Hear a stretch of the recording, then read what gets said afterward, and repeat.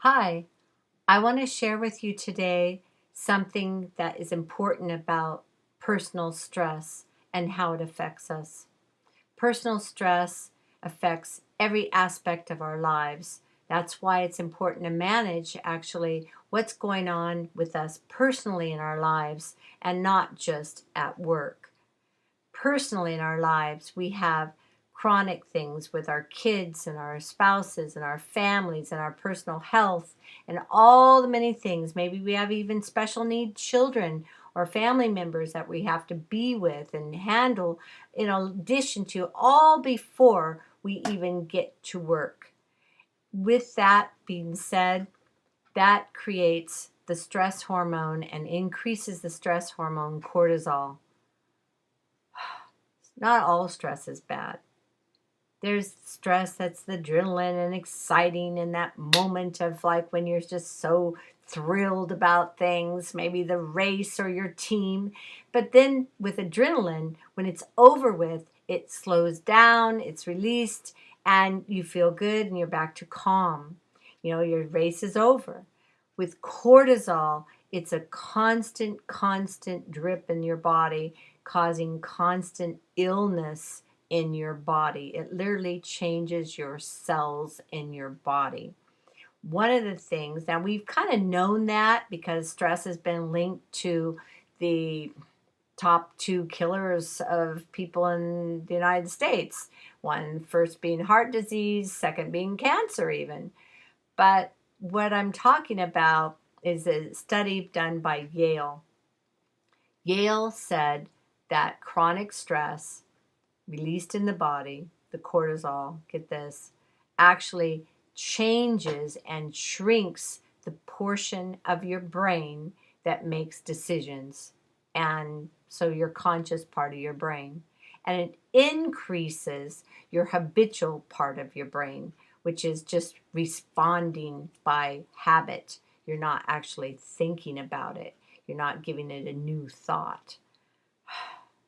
With that being said, how many times, how does that affect us in life? That's an incredible study because our habits are not always to our advantage.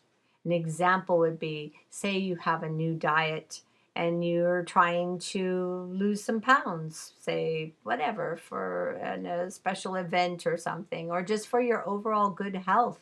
Your doctor's advised you need to lose a few pounds. Well, if you have a habit of sitting at a particular place at the table every time you eat, then when you go to sit there again at the table, you will, your habit on a chemical level, that enlarged part of your brain will actually send the signal saying, get ready to eat, get ready to eat, I'm all ready to eat. Oh, I'm hungry, I'm hungry, I'm hungry. Yes, this is when I need to eat. And it literally is going through your whole body. And you can say, oh no, I'm just going to sit here and visit with the rest of you, no problem. Or I'm just going to have this, whatever it might be that you're, dealing with, there as you sit there with the family. No, you just sitting there triggered that habit of when you are going to have a meal or whatever it is you normally do in that spot. Whether it be if you normally even have something else. Say you normally, your normal response is to just retreat. When you have too much stress, it's like, I can't deal with this. And you go away into the other room. If that's your habit and the way that you always respond, you are not actually thinking. You think you're having a new, fresh, oh, this is stress, I'm going to just go in the other room. But actually, your enlarged part of your brain, the habitual part of your brain, is taken over now and said, oh, stress, warning, go to the room, go to your room. It's, or yell out, however your normal response is. It may be of being upset, being crying, it may be shouting, yelling, getting angry. Whatever is your response, that is a habitual response, that is how you're going to do it. Your conscious mind, literally, studies show, shrinks and you are trying to make a decision saying, oh no, I have new goals, I have some needs here, I know I'm making some changes. That is why it takes so much effort, because that part of your brain from the chronic stress is actually shrinking.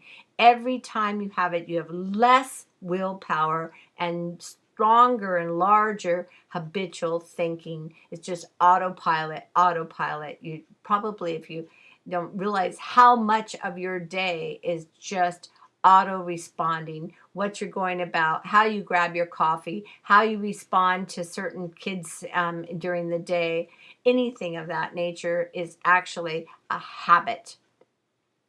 With that, with our habits, why is it so important? There's so few things you can do actually to help reduce stress. Number one that is recommended is deep belly breathing, where you breathe deep into the belly and slowly exhale. If you can consciously say, wow, I'm stressed, I'm going to do this. Another thing that people do not realize is actually to eat protein. When we're stressed, many times we just grab for carbs and things, or we don't want to eat at all, or maybe just a cup of coffee.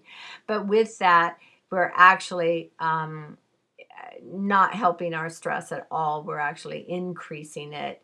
And so a few bites of protein, literally as small as a quarter cup, will actually help send a signal in your body that you can be calm. Now, this is the tip, the one that is proven on top of this is if you assess there's something that is stress, I really have this a goal I want to make, but I'm so stressed I cannot create this goal or make this decision with any clarity. That is when tapping shines. Dr. Dawson Church did the triple gold standard study that proved that tapping on the meridian points lowers cortisol in the body by a standard 24%, as high as 50%. This is huge, huge research because this was discovered back in the 80s. Why everyone is not using it is a mystery to me, because it lowers the cortisol study in the body, and cortisol is the very thing that we were just talking about that is increasing our habitual brain, decreasing our conscious brain, part of our brain. It's almost impossible to even believe that, right? But Yale, that is a study from Yale. It is amazing that you have no excuse. We have stress every day. It's just a matter of we're so used to it, it's become a habit. So we don't even know we're stressed when we're stressed. That's why doing these things, deep belly breathing in the morning particularly, start your day, and protein every 3-4 hours, quarter cup, just a little tiny bit, just enough to let your body know all is well. Don't worry. You don't have to go hunting for any hunting anything right now. And then at the end, actually tapping. Really move your body. That's why running. So many people for their stress management go for a run because they're moving their body. Well, this is a good way. You're breathing too, right? You're breathing. You're doing deep breathing when you're running. That's another reason why the running helps. Tapping is a way, if you cannot run and you cannot do all these other things, tapping is quick, easy, and by tapping on the basic meridian points, you literally are lowering the cortisol in your body. Chemically, these panels have been proven that they lower. They even change the brain structure in the brain. And with that, it helps you have clarity and increases then by lowering your cortisol, then the other part of your brain can start to increase because we're balancing mechanisms. Our body's constantly repairing itself, and it will be able to get some thoughts where you can make your decision and you can decide, oh, I do have a goal and this is what I need to do, not what I know to do. And so you can actually decide and draw upon it. That's what I have to share for you today. Just a quick point that our We're literally shrinking our conscious mind by this chronic stress. It's hard to imagine, right? And so best to do it? Breathe, eat protein, and start tapping. Tap for no good reason other than just to feel good, because you're changing it in your body. I'm going to let you go. Take care. I hope that tip helped you, and happy Monday.